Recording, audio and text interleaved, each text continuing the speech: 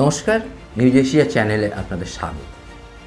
দেখুন, এই বঙ্গ বিজেপি নেতারা যতদিন ওই কেন্দ্রীয় নেতৃত্বের নির্দেশ অনুসারে এবং তাদের ইঙ্গিত নিয়েই চলাফেরা করবেন, ততদিন এই রাজ্যে বিজেপি তৃণমূলের সঙ্গে পেরে ওঠাটা খুবই কঠিন। এবং বঙ্গ বিজেপি যে নেতৃত্ব আছেন তারা অনেকটাই নির্ভরশীল ওই কেন্দ্রীয় নেতৃত্বের ওপর। এটা স্বাভাবিক। বিজেপি একটা বড় দল, তারা সারা দেশে তাদের সংগঠন আছে, সেই অনুসারে তাদের কেন্দ্রীয় কমিটি যে নির্দেশ দেবেন সেই অনুসারেই তাদের চলতে হবে। 4টি যে উপনির্বাচন পশ্চিমবঙ্গে হয়ে গেল এবং সেই উপনির্বাচনের যে ফলাফল আমরা লক্ষ্য করলাম, বিশেষ করে মানিকতলা, রানাঘাট দক্ষিণ, বাগদা এবং রায়গঞ্জে যে ফলাফল আপনারা সবাই ইতিমধ্যে জেনে গেছেন, সেই ফলাফলটা আমরাও দেখলাম। এর ফলে আমরা যেটা লক্ষ্য করছি যে বঙ্গ বিজেপি নেতাদের সেই অর্থে রাজনৈতিক দায়বদ্ধতা বা সামাজিক দায়বদ্ধতা মানুষের প্রতি আছে কি না, এটা নিয়ে কিন্তু প্রশ্ন উঠেছে। কারণ দেখুন, বিজেপির এই রাজ্যে একটা বড় ভোট ব্যাংক তৈরি হয়েছে। সেই ভোট ব্যাংক অর্থাৎ গত 2024 লোকসভা নির্বাচনে আমরা যেটা লক্ষ্য করেছি, প্রায় 39% অধিক তারা ভোট পেয়েছেন। এই সমস্ত ভোট পাওয়ার পরেও যারা বিজেপিকে ভোট দিয়েছেন, যে সমস্ত ভোটাররা, তাদের প্রতি বিজেপির একটা দায়িত্ব, বঙ্গ বিজেপি নেতৃত্বের একটা দায়িত্ব এবং তাদের প্রতি কর্তব্য যে পালন করার বিষয়টা থাকে, সেটা কি আছে? সেটা কি আমরা লক্ষ্য করছি? সেই দায়িত্ব এবং কর্তব্যের জায়গা থেকে যদি আমরা লক্ষ্য করি, তাহলে আমরা এই চোপড়া কাণ্ড যেটা লক্ষ্য করলাম, আমরা কোচবিহারে যেটা লক্ষ্য করেছি, কোচবিহার কাণ্ড, এবং আরিয়াদহতে সম্প্রতি যে সমস্ত ভিডিও, যে সমস্ত ঘটনাগুলো ঘটেছে, এত বড় বড় ইস্যু থাকার পরেও বঙ্গ বিজেপির নেতারা চুপ করে বসে থাকতে পারেন, এটা কিন্তু কল্পনার বাইরে। তাদের রাজনৈতিক যোগ্যতা এবং রাজনৈতিক শিক্ষা সেই অর্থে আছে কি না, এটা নিয়ে কিন্তু প্রশ্ন উঠেছে। এবং যতগুলো নেতা এই বঙ্গ বিজেপিতে আছে, শুভেন্দু অধিকারীকে বাদ দিলে বাকি কোনো নেতার সেই অর্থে রাজনৈতিক যোগ্যতা বা রাজনৈতিক শিক্ষা আছে কি না, এটা কিন্তু পশ্চিমবঙ্গের সাধারণ মানুষের মনেই প্রশ্নটা উঠেছে।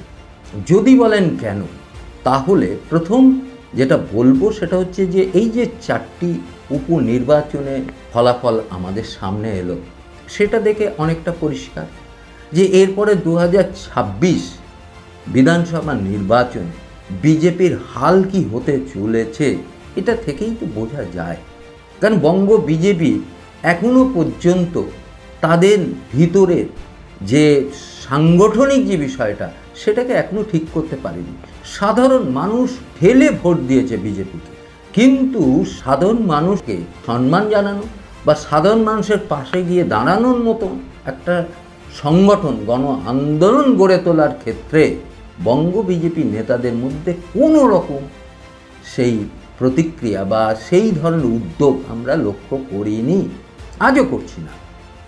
ভাবুন, আপনারা লক্ষ্য করে দেখলে বুঝতে পারবেন যে নিয়োগ দুর্নীতি থেকে শুরু করে রেশন বন্টন দুর্নীতি, তারপরে এলো গরু পাচার, কয়লা পাচার, বালি পাচার, এই সমস্ত দুর্নীতি প্রকাশ্যে যখন এসেছে, সেই সমস্ত দুর্নীতির অভিযোগে একের পর এক মন্ত্রী থেকে শুরু করে একের পর এক বহু তৃণমূলের নেতা নেত্রী তারা জেলে বন্দী। এরম একটা পরিস্থিতিতে এই বঙ্গ বিজেপি নেতাদের আমরা সেই অর্থে ময়দানে নেমে সাধারণ মানুষকে সঙ্গে নিয়ে আন্দোলন করার সেই রকম প্রবণতা কি আমরা দেখেছি? পরবর্তীকালে আমরা চোপড়া, কোচবিহার এবং আরিয়াদহতে যে সমস্ত ভিডিও আমাদের সামনে এলো এবং সেইগুলো দেখে মানুষের মধ্যে একটা আতঙ্কিত হয়ে গেছিল যে এইরকম ঘটনা ঘটতে পারে, এইরকম একটা হতে পারে। এই যে বড় বড় ইস্যুগুলোকে, সেটাকে গ্রহণ করার মতো, সেগুলোকে নিয়ে মানুষকে সঙ্গে নিয়ে যে লড়াই করার যে মানসিকতা, সেটা বঙ্গ বিজেপির কটা নেতার মধ্যে আমরা দেখেছি? একমাত্র শুভেন্দু অধিকারী যার একটা জনভিত্তি আছে, যার গণ আন্দোলন করার একটা ক্ষমতা যার মধ্যে রয়েছে, সে কিছুটা হলেও সেই জায়গাটা কিন্তু ধরার চেষ্টা করেছেন এবং করে যাচ্ছেন।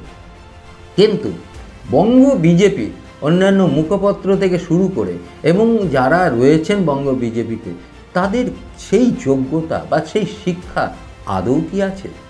এটা নিয়ে প্রশ্ন উঠবে না?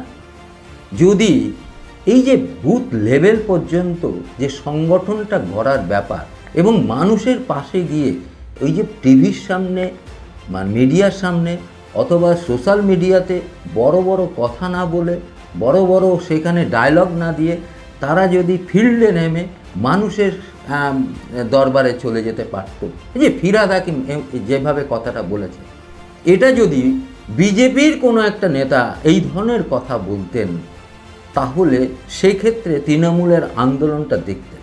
মমতা বন্দ্যোপাধ্যায় যেটা সিপিএমের বিরুদ্ধে যে আন্দোলনটা করেছিলেন, সেইটা দেখেও বিজেপির কি একটুমাত্র শিক্ষা হয়নি বা দেখেনি? রাজনৈতিক যে গণ আন্দোলন, এইটার ওপরে কিন্তু একটা দল বেঁচে থাকে।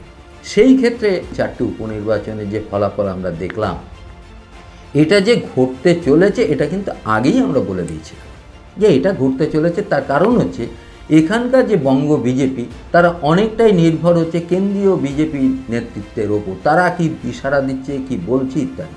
আর কেন্দ্রীয় নেতৃত্বের কোনো রকম ইচ্ছে এখানে নেই যে এখানে তৃণমূলের বিরুদ্ধে একটা বড় ধরনের আন্দোলন করার সেই মানসিকতা বা সেই জোশ তাদের কিন্তু নেই।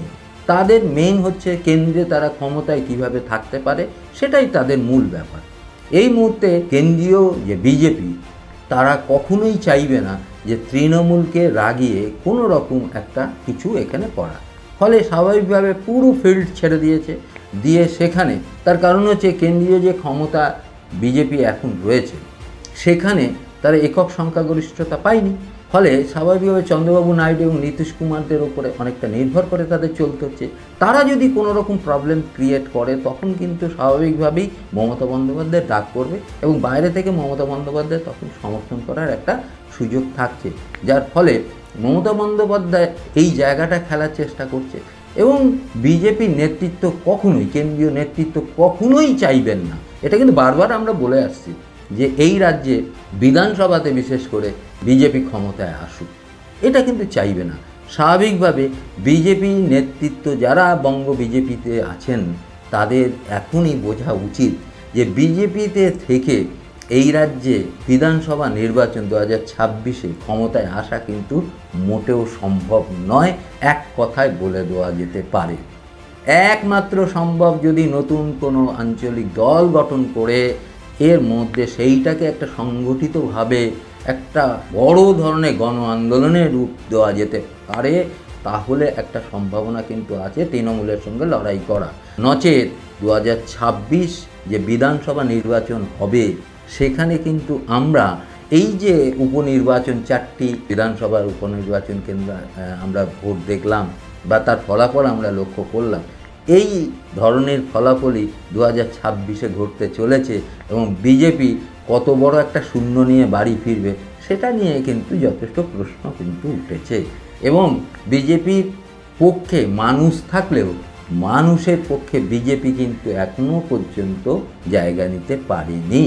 মানুষকে সাথে নিয়ে এবং মানুষের যে সমস্ত কথা, সেগুলো অভিযোগ, সেইগুলোকে সঙ্গে নিয়ে যদি বিজেপির লড়াই করত, তাহলে কিন্তু আজকে এই সমস্যাটা হতো না। বঙ্গ বিজেপি নেতারা নিজেদের মধ্যেই নানান রকম জটিলতা, নানা রকম গোষ্ঠীদ্বন্দ্বের মধ্যে তারাই কাবু হয়ে বসে আছে। তারা একটা নেতা এখনও নির্বাচন করতে পারে না। কেন্দ্রীয় নেতৃত্ব কি বলবে তার উপর ডিপেন্ড করে। একটা নেতা নিজেরাই যদি একটা নেতা সর্বসম্মতিক্রমে যদি তারা তৈরি করতে পারতেন, তাহলে কেন্দ্রীয় নেতৃত্ব সে তাকেই নেতৃত্ব দেওয়ার ক্ষমতা দিতে পারত। বিজেপি নেতৃত্ব দেবেন কে? শুভেন্দু অধিকারীকে যদি সামনে রেখে যারা চলার চেষ্টা করতেন, তাহলেও কিন্তু কিছুটা কিন্তু লড়াই ভালো দিতে পারতেন, কিন্তু সেটাও নেই। ফলে শুভেন্দু এখন অনেকটাই সেই নিষ্প্রভ হয়ে যাচ্ছে এবং সেও মনে মনে হয়তো ভাবছেন যে এই মমতা বন্দ্যোপাধ্যায়ের সঙ্গে এবং তার যে সমস্ত মেশিনারি, তার বিরুদ্ধে লড়াই করাটা খুব কঠিন থেকে কঠিনতর। অতএব এই আমরা উপনির্বাচন থেকে আমরা কিন্তু ইঙ্গিত পেয়ে গেলাম যে 2026 লোকসভা নির্বাচনে কি হতে চলেছে। যদি এখন থেকে বঙ্গ বিজেপি নেতারা সজাগ না হন তাহলে কিন্তু 2026-এ তারা কিন্তু ভরাডুবির দিকে চলেছে। একথা কিন্তু বলার অপেক্ষা রাখে না। আপনারা লক্ষ্য করছেন, আমরাও লক্ষ্য করছি। আমাদের সঙ্গে থাকবেন, আমাদের চ্যানেলটাকে সাবস্ক্রাইব করবেন। নমস্কার।